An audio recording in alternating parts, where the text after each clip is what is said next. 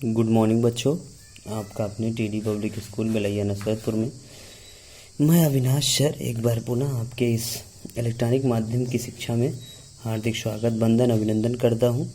बच्चों, इससे पहली वाली टॉपिक हमने 2.1 वर्ग तथा वर्गमूल में सारी चीज़ों का अध्ययन कर लिए हैं।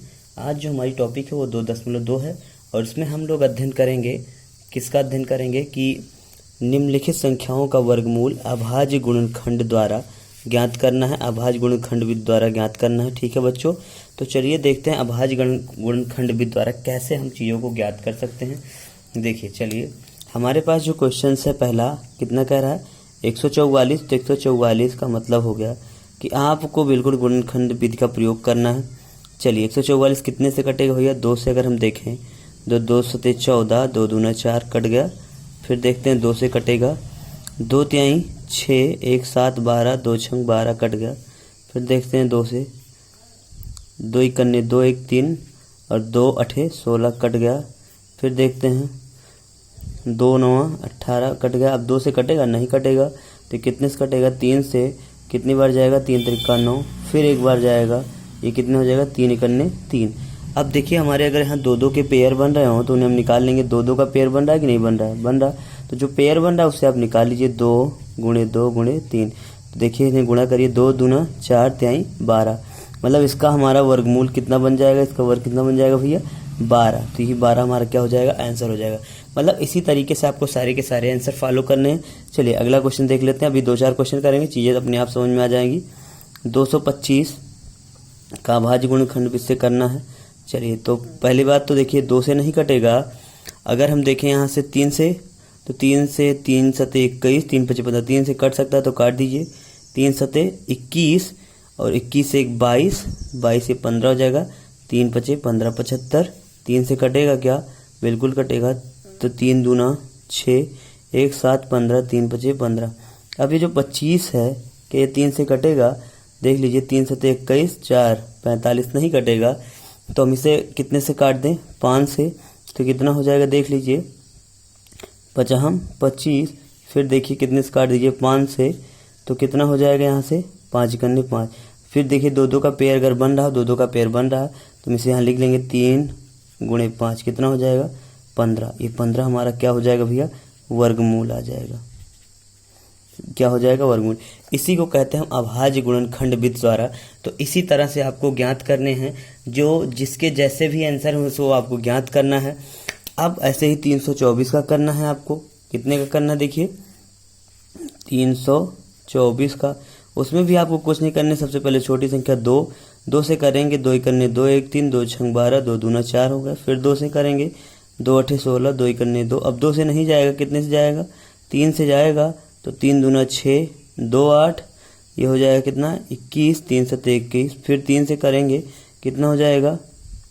देख लीजिए, 3 9 27। फिर 3 से करेंगे, 3 त्रिका 9। फिर 3 से करेंगे, 3 इकन्ने 3। देखिए 2 2 का पेयर बन रहा है, बिल्कुल बन रहा है। तो इसे आप लिख लीजिए 2 गुणे 3 गुणे 3।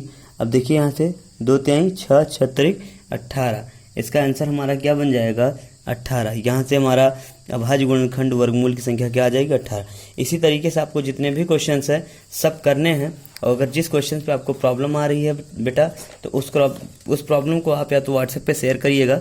और अगर मान लीजिए आपको इलेक्ट्रॉनिक माध्यम में शेयर करने में प्रॉब्लम आ रही है तो उस क्वेश्चन पे आप टिक लगा लीजिएगा। जब आपका विद्यालय खुलेगा तो उस क्वेश्चनों पे हम चर्चा करेंगे बिना किसी हिचकिचाहट के साथ। अब आइए देखते हैं अगला जो हमारा क्वेश्चन है वो कह रहा है कि वह छोटी से छोटी संख्या ज्ञात कीजिए जिससे 396 को गुणा करने पर प्राप्त गुणनफल एक पूर्ण वर्ग बन जाए। प्राप्त पूर्ण वर्ग संख्या वर्गमूल भी ज्ञात कीजिए। अब कह रहा है वह छोटी से छोटी संख्या ज्ञात कीजिए। क्या फिर उसके बाद कह रहा है जिससे 396 को गुणा करने पर प्राप्त गुणनफल एक पूर्ण वर्ग बन जाए। तो आइए हम उसे ज्ञात कर लेते हैं। हमारे पास संख्या क्या है? 396। हमने आपको अभाज्य गुणनखंड की चीज़ें बताई हैं, फिर वही आप करिए। 2 से काटेंगे, कितना आ जाएगा? देखिए 2 इकन्ने 2, 1 3 19, 2 9 18, 1 19 और ये हो जाएगा 16, 2 अठे 16। फिर 2 से काट दीजिए, कितना आ जाएगा? 2 9 18, 1 19 18, 2 9 18, 99 आ गया। 99 अब 3 से कटेगा, देख लीजिए 3 त्रिका 9, फिर 3 त्रिका 9, फिर 3 से कटेगा, ये हो जाएगा 11। अब ये कितने से कटेगा? ये 11 से आपके ही कटेगा और किसी नंबर से आपका ये नहीं कट सकता है।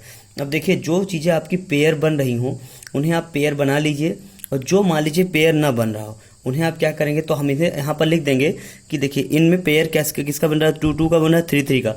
किसका नहीं बन रहा है? 11 का नहीं बन रहा है। तो हम यहाँ लिख सकते हैं कि यह स्पष्ट है कि यह एक पूर्ण वर्ग प्राप्त करने के लिए 1 और 11 की आवश्यकता होगी। मतलब अगर हम यहाँ 2 × 3 × 11 करते तभी आपका पेयर बनता।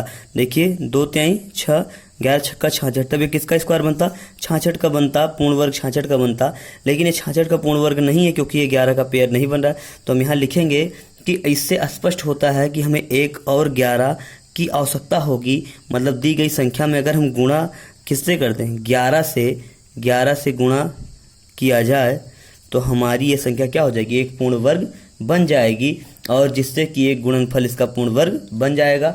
तो हम इसे लिख सकते हैं, और तथा प्राप्त पूर्ण वर्ग संख्या का वर्गमूल भी ज्ञात कीजिए। तो इसका वर्गमूल ज्ञात करेंगे तो कितना हो जाएगा, 66 आ जाएगा। और अगर मान लीजिए ऐसे क्वेश्चनों में आपको दिक्कतें आती हैं तो बिल्कुल आपको इसी तरीके से करना है जिस तरीके से हम बता रहे हैं, और कहीं से कोई भी दिक्कत होती है तो उसे आप कमेंट बॉक्स में कर देंगे। तो हमारा जो इसमें 2 आंसर बनेंगे, एक तो हम लिखेंगे पहला आंसर कि 11 की आवश्यकता होगी, तो एक आंसर हमारा क्या बन जाएगा बेटा, 11 बन जाएगा। और दूसरी अगर पूर्ण वर्ग बनाएंगे तो हमारा पूर्ण वर्ग कितना बन जाएगा, 66। तो ये हमारे 2 आंसर है, 11 है, एक 66। ठीक है, ये दोनों आंसर हमारे सही हैं। आप बाकी क्वेश्चंस को सॉल्व करिए, कहीं कोई दिक्कत आती है तो आप उसे हमें बताइए, ठीक है, और सारी की सारी चीज़ें आपको उपलब्ध करवा दी जाएंगी।